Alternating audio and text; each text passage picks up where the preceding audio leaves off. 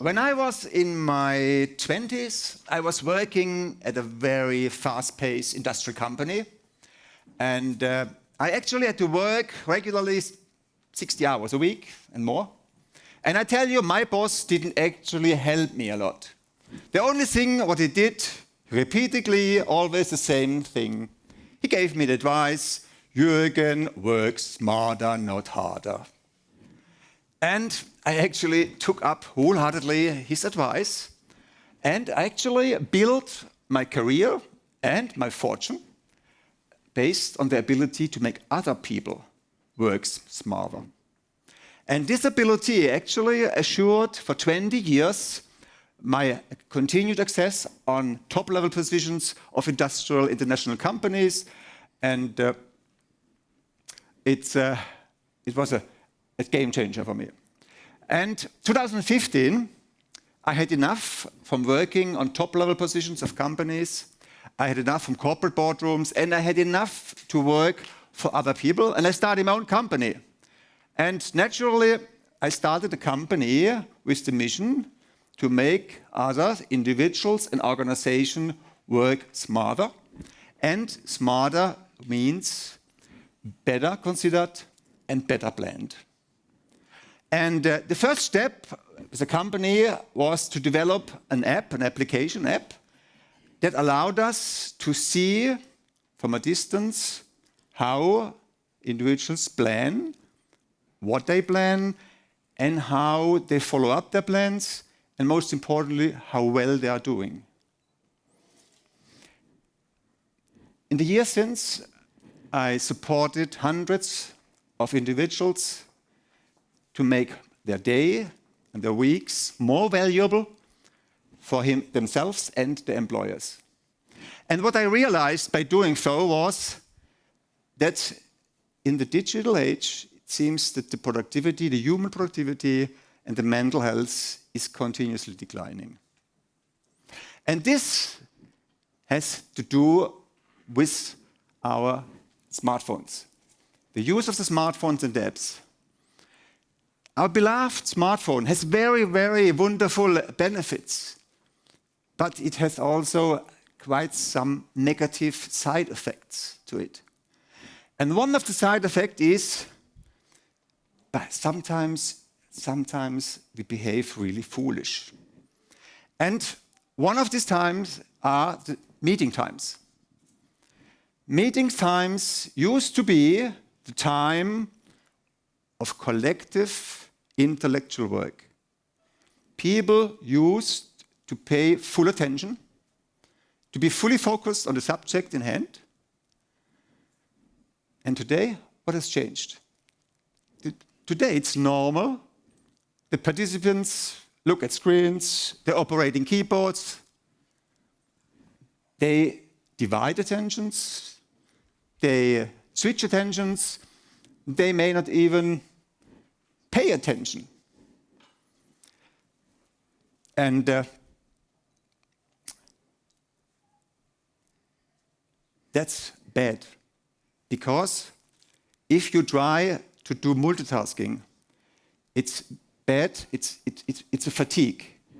And if you have all these changes, this normal in meetings, what's happened is that you have more meetings necessary, you have more misconceptions, you have more misperceptions, and at the end you arrive at more bad decisions.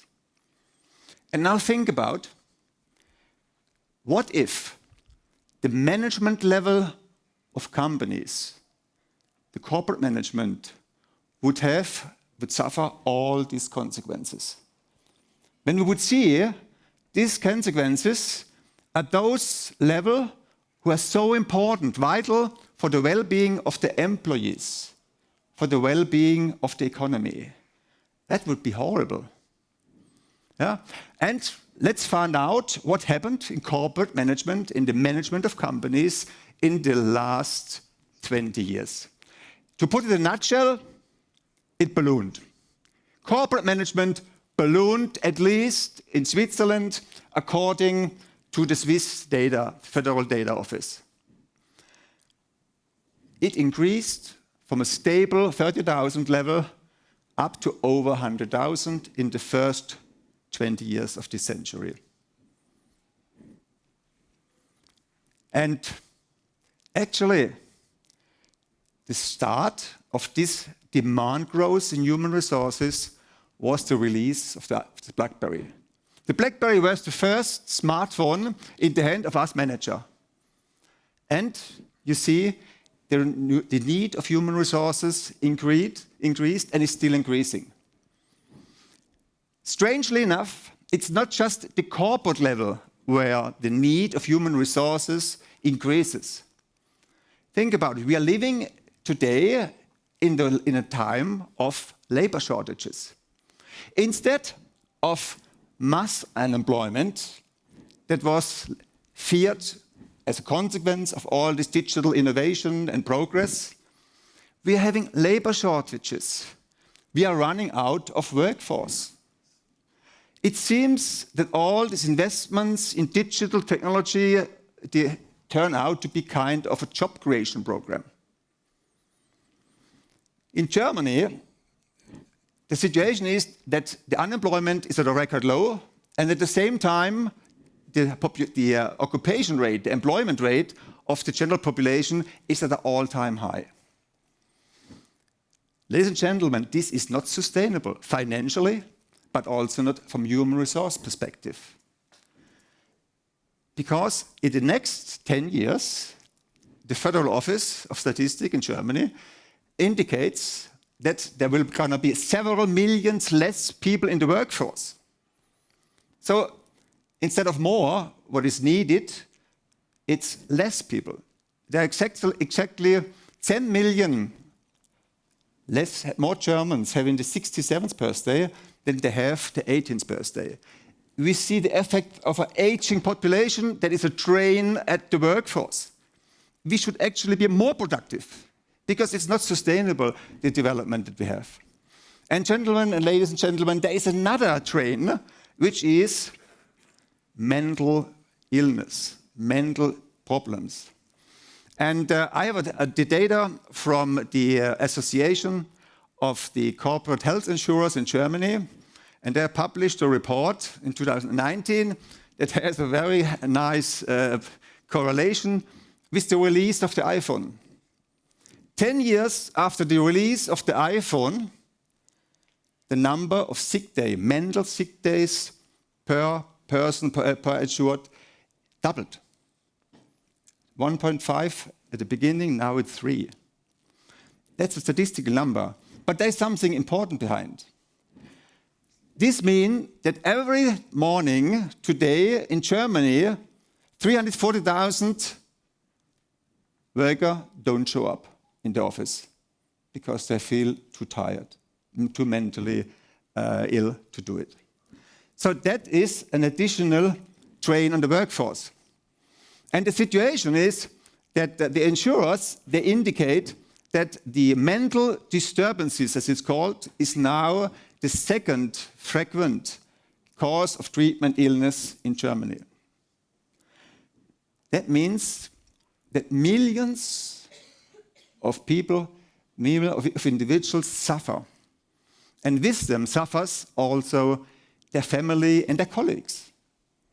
Because colleagues have to step in, all of the people stay at home. And I have one typical example on that. It's the finance manager of an engineering company, a successful engineering company, and she is late in her 30s. She has a wonderful family. She is financially, economically well off. She has all the good reason to be happy. But instead, she called me 3 weeks ago after she spent 6 weeks in a mental health clinic after a complete burnout. It's strange.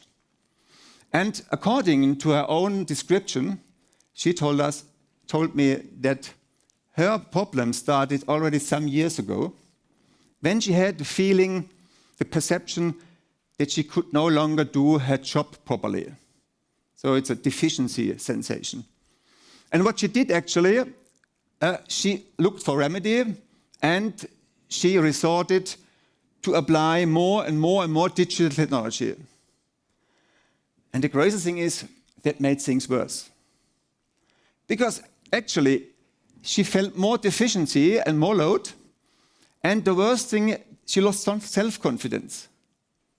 Because as these all wonderful tools didn't help her, she blamed it on herself, on her unfitness for the digital world, that it didn't help her. So even worse. So now the lady has started to implement, and she already is nicely progressing, to implement the 3 strategies, doing better strategies that I'm gonna make you familiar with. That's the promise. Not just the problem, also the solutions. And the first and the most important step is that you shift your attention, that you shift your thoughts, your mind towards your own well-being, very basic, to your own professional and also personal well-being. Your mind should be all day long occupied with the idea and the goal to enhance your own well-being.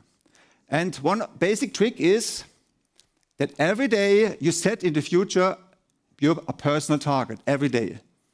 The target is a strategic target, it's a very smart target. You try to make every day as valuable as possible given the circumstances. That's a nice target.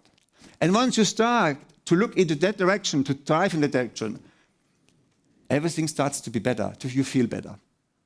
Yeah.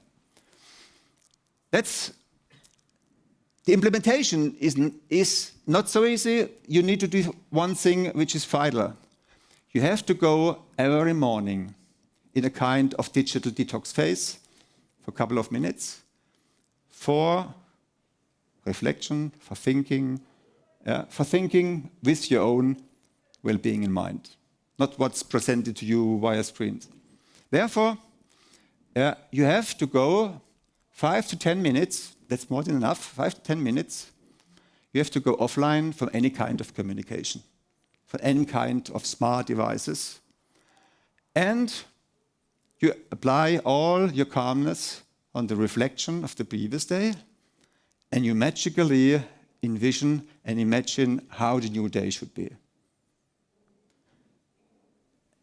That has a very nice effect because all of a sudden you plan the new day according to your new goal to make the day best possible.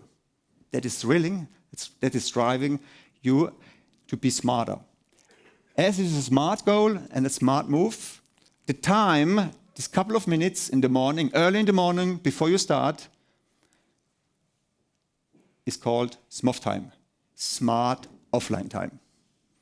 Okay, that's the first thing. The second thing is that you start, the second solution, the second strategy is to use paper and pen smarter. Paper and pen is actually the magic tool. It's proven and it's reliably very productive tool for intellectual work. It stands for efficiency and effectiveness, undisturbed from anything, the digital tool, any temptation, any complication in the digital world. You just are with paper and pen. And once you start to apply, you use the pen, you have a set of symbols, and you apply that on structure sheets. You all of a sudden arrive at a very powerful self-control and recollection system. You have an image, you can create an image and review of your past day, your past months, your past week, and you can easily in a couple of minutes generate a visual plan. What's new day, what's new week. And once you visualize, the brain power of the humans come. Visualize, we are very strong. It's done in a couple of minutes. And you get self-reflection and self-control and regulation system that can cover months, weeks, days. So it spans everything which is important for your life. We bring professionals the skills to do exactly that. With paper and pen, imagine self-control system, use a self-control system, recollection system that spans their new day, their new week, their past day and the past week. That's actually our core business. That's what we do. And by the ability, the skill using paper and pen more systematically, we are filling a gap in the skill set of today's workforce. The last of this simple solution strategy is that you have somebody as support, a person, a human being as support. You should have somebody at the side that is able and willing to advance your well-being. It should be somebody that helps you to develop personally and is really honestly interested in your personal plans and is interested how you're doing implementing them. And this is called a mentor.